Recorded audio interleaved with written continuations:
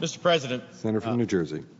I come to the floor saddened by the tragic death yesterday of Mark DiNardo, one of 5 of New Jersey's finest police officers shot last week by a gunman.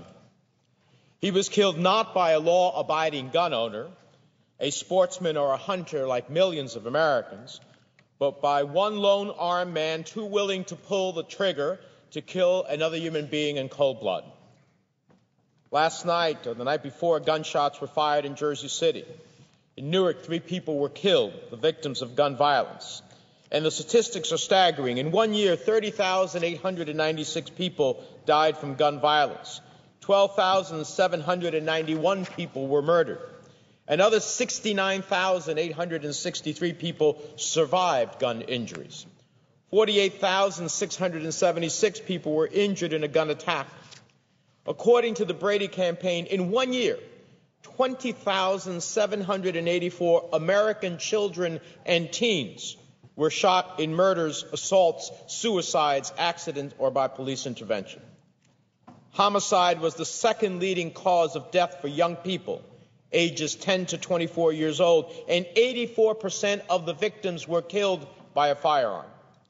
And amazingly, firearm homicide is the second leading cause of death for young people ages 1 to 19. These numbers are shocking. Mr. President, I think about what this amendment does, who it affects, and I cannot help but ask, who is it who feels the need to carry a concealed weapon, and for what purpose? One must ask how we would ever want to permit, as a matter not of state but federal law, those whose motives may not be pure, to walk into a playground, a school, a crowded stadium in any state, licensed under federal law, to carry a concealed weapon in their coat pocket or bag. Do we honestly believe that person will be the priest or the rabbi?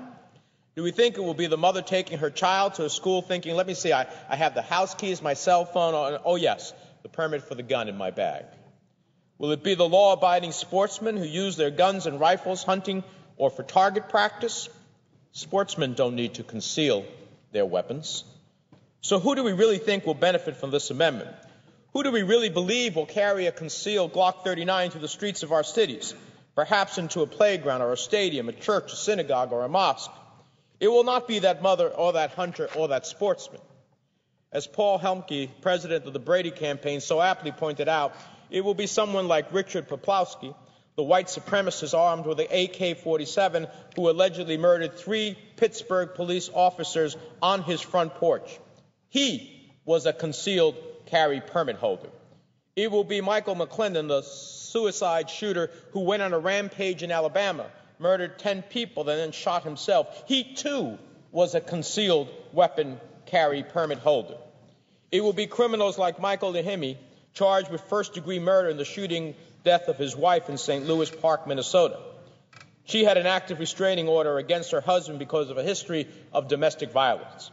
After shooting his wife, he called 911 and said, I killed that woman that messed my life up.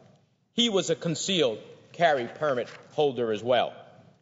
Mr. President, we're being asked to seriously consider an amendment that would benefit those criminals, not their victims, an amendment that would override state laws and federally mandate states to recognize the concealed weapon permits of people like these 3 notorious criminals, even though they might not be residents of that state, even though they might be legally barred from possessing weapons in that state?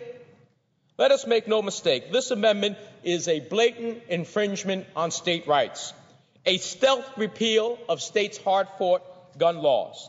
It strips legislators and governors duly elected by the people to represent the best interests of their constituents, to make sound, competent, informed judgments about how to best regulate guns in their own state, to make those judgments based on the recommendations and input of law enforcement officials who know and understand the specific situation on the ground, on the street, in their cities, in their communities. Even the Congressional Research Service has found this amendment would have a preemptive effect on state reciprocity laws. They said, and I quote from their report, this amendment is broad enough such that it would allow certain firearms that are banned from purchase or possession in one state to be bought into that state. For example, one could legally purchase, it goes on to say, possess and carry a concealed permit for a firearm that is banned in states like California, Connecticut, Hawaii, Maryland, Massachusetts, New Jersey, and New York.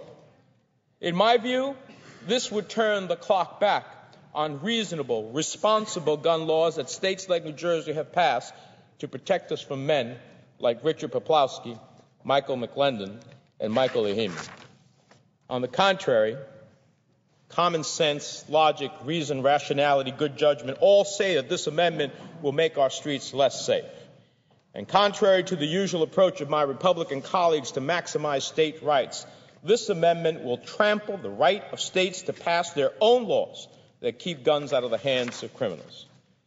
Mr. President, too many times, for too long, we have seen blood on our streets from senseless, pointless, lethal gun violence.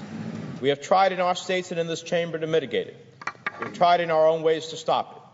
We've all been outraged at those who, in language, attitude, and demeanor, seem to accept it as part of American culture. I do not accept it as such. We cannot stand down from the battle being waged by law enforcement in every city and state against gun violence in our streets. Our charge, our solemn responsibility, is to end the violence, not add to it. There are too many guns on our streets as it is, but there are also too many people willing to use them. I say to my colleagues, let us not make it easier to carry a concealed weapon against the wishes of the people of a state whose elected representatives express their will and say, not in our state. To blithely, legally, have a federal mandate that would permit them to cross state lines into your neighborhood or my neighborhood. The evidence is before us in the names of Richard Poplawski, Michael McLendon, and Michael Ehime, all of whom had permits to carry a concealed weapon. If their states want to permit it, fine. But why should they come into my state and create the opportunity to murder some innocent family when my state, my governor, my legislature has determined that, in fact, there is a better way to protect our citizens? When we go down this road, it is a slippery slope. Someday, some federal issue will come on your state, and you won't want the federal government to tell your state how to protect your citizens. If you permit this to happen today, then it will happen tomorrow in a way that you won't like. That is a dangerous precedent. That's a precedent I don't think that we want. And finally, let us remember the victims. Let us remember Officer Mark DiNardo and all the victims of gun violence who, in fact, are out there protecting us each and every day. They won't know the good guy from the bad guy. They'll just know, if this amendment passes and becomes law, that someone could have a concealed weapon on them, and at the end of the day, their lives would be greater at risk. That is not something I want on my conscience. I don't know what member of the Senate wants it on theirs. With that, I yield back the balance of my time and ask unanimous consent that the entire statement be entered into the record. Without objection. Mr.